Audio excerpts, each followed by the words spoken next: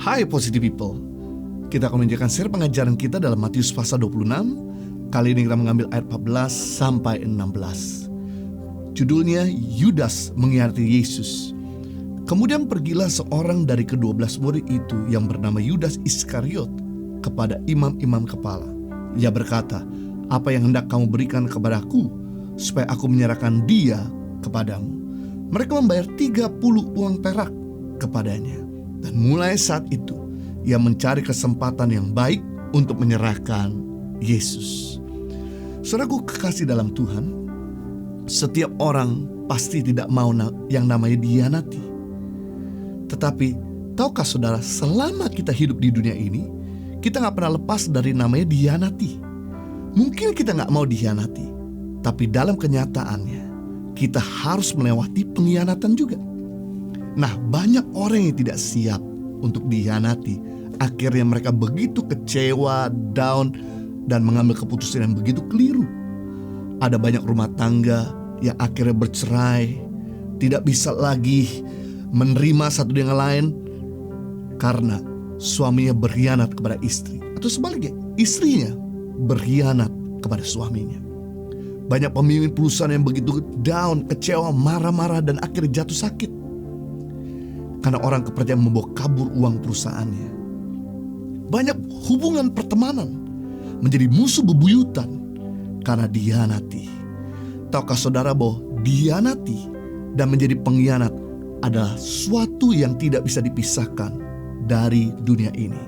Yang menarik, Alkitab adalah buku yang lengkap. Alkitab bukan cuma bicara tentang sorga dan neraka, tapi Alkitab juga bicara mengenai persahabatan dan pengkhianatan. Alkitab menjelaskan bahwa Yesus sendiri juga dihianati oleh Yudas, murid kepercayaan yang biasa pegang uang kas Yesus. Padahal Yudas sudah bersama-sama dengan Yesus selama 3,5 tahun. Yudas melihat langsung mujizat-mujizat yang Yesus kerjakan. Berjalan di air, melipat gandakan roti dan ikan, mengambil uang dari mulut ikan, dan lain sebagainya.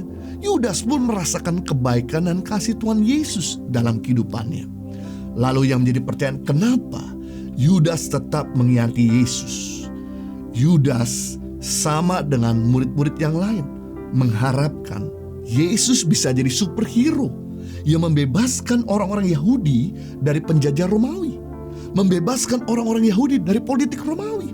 Sebagai bendahara, Yudas pasti mengira bahwa dia akan diberikan suatu jabatan yang penting dalam pemerintahan Yesus. Tapi kemudian Yudas baru menyadari pemerintahan Yesus bukan bersifat fisik ataupun politis, melainkan rohani. Keinginan Yudas yang tamak akan uang dan haus akan jabatan tidak dapat terwujud jika ia terus mengikuti Yesus. Karena itu ia mengkhianati Yesus untuk mendapatkan uang dan simpatisan dari pemimpin-pemimpin agama yang pada waktu mereka makin kuat bersatu untuk menyingkirkan Yesus.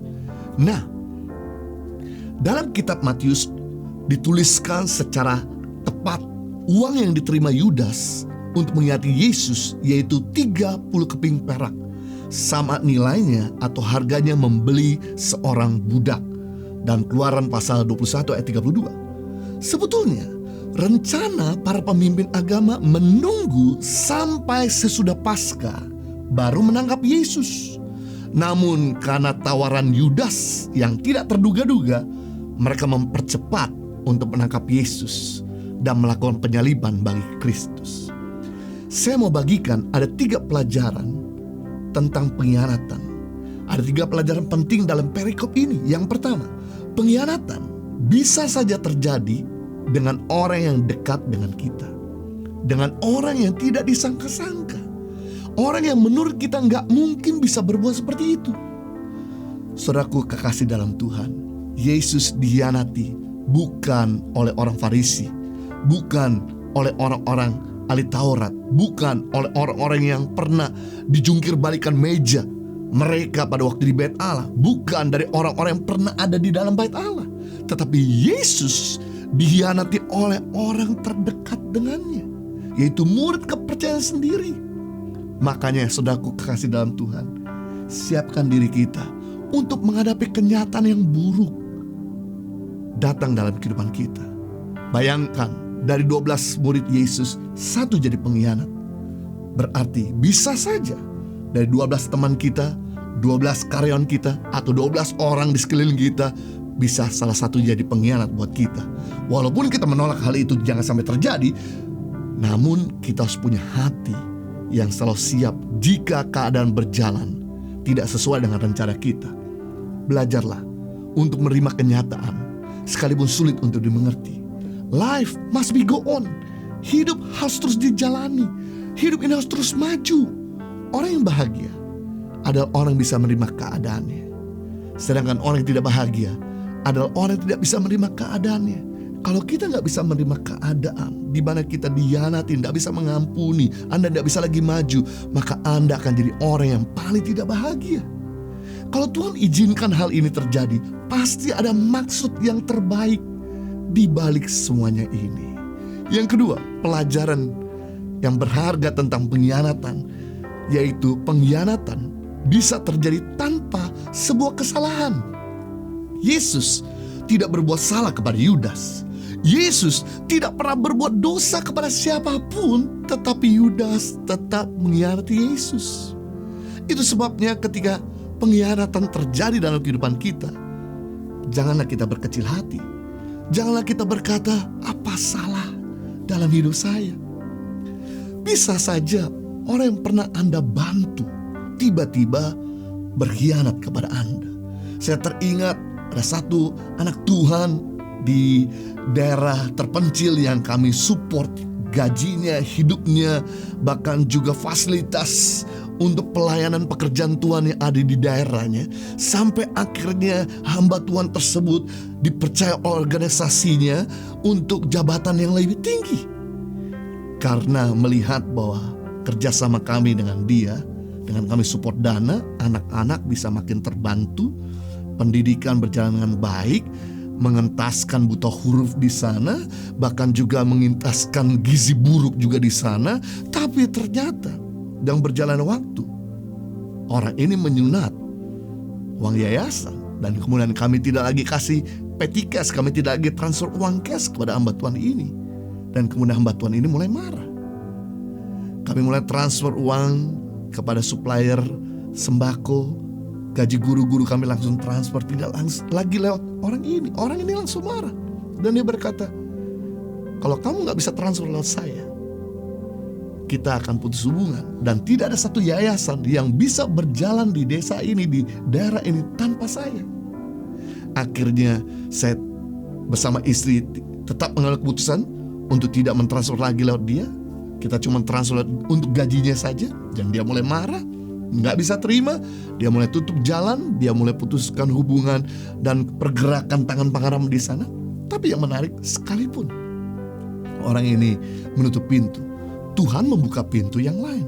Akhirnya di daerah-daerah lain kami bisa masuk dan menjangkau anak-anak yang lebih membutuhkan. Biasanya pengkhianat juga datang dari keluarga inti. Jadi Anda gak usah kaget kalau sampai anakmu atau orang tuamu, mungkin saudara kandungmu mengkhianati kita. Saya teringat ada orang tua yang memberikan semua perusahaan dan warisannya kepada anak satu-satunya, anak tunggalnya, dengan satu perjanjian, jika saya pensiun, kamu harus terus support bulanan saya. Kenyataan yang begitu orang tuanya pensiun, si anak ini cuma support 1 tahun hidup orang tuanya. Dan setelah 1 tahun orang tuanya nggak lagi disupport. Dan akhirnya orang tua ini jadi susah hidupnya. Harus minta bantuan dari saudara-saudaranya, dari teman-temannya. Dan orang-orang geleng-geleng kepala melihat anak kandungnya yang begitu tidak ada hati mau balas budi, tidak ada hati kasih kepada orang tua. Bila hal ini terjadi dalam kehidupan kita, tegarkanlah hati kita dan bilang sama Tuhan, Tuhan, Kau adalah hakim di atas segala hakim. Engkaulah Tuhan yang adil. Kalau saya buat salah, ampuni, dan saya mau bertobat. Tapi kalau saya tidak buat salah, Engkau sanggup untuk melakukan segala sesuatu dengan keadilan-Mu. Percayakanlah bahwa rencana Tuhan adalah rencana yang terbaik. Yang ketiga, pelajaran tentang pengkhianatan yang kita bisa dapatkan. Bagi orang benar, di balik pengkhianatan ada rencana Tuhan yang indah. Tahukah saudara, justru lewat pengkhianatan Yudas ada salib. Lewat salib ada kematian. Lewat kematian ada penebusan. Lewat penebusan ada kebangkitan. Lewat kebangkitan ada karya Allah yang besar, yang menyelamatkan kita, memulihkan kita, memberkati kita, bahkan memakai kita menjadi alat kemuliaannya. Hari ini mungkin kau dikhianati, tetapi jika engkau tetap tegar, mengampuni orang yang mengkhianati Anda, dan tetap menyerahkan kepada keadilan Allah, ingat, Allah dapat mengubah kutuk menjadi berkat. Allah dapat mengubah gelap menjadi terang. Tuhan ahlinya mengeluarkan yang terbaik dari setiap hal buruk. Dia jagonya. Dia adalah director dari setiap hal buruk yang kita hadapi. Dia rubah menjadi kebaikan.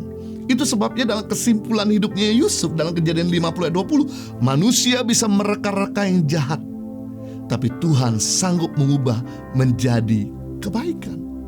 Lihat Yusuf, lihat Daud, lihat Yesus. Ujungnya kemuliaan, promosi, berkat, pelipat ganda dan sebagainya. Tapi syaratnya kita harus bisa mengampuni, menerima kenyataan sekalipun sulit dimengerti, dan kita harus terus move. Kita harus terus jalan, bergerak. Jadi kita belajar hari ini ada 3 pelajaran penting tentang pengkhianatan. Yang pertama, pengkhianatan bisa terjadi dengan orang yang terdekat dengan kita, dengan orang yang tidak disangka-sangka. Yang kedua, pengkhianatan bisa terjadi tanpa sebuah kesalahan. Yang ketiga, bagi orang benar, di balik pengkhianatan ada rencana Tuhan yang indah. Tuhan Yesus memberkati, tetap kuat. God bless you.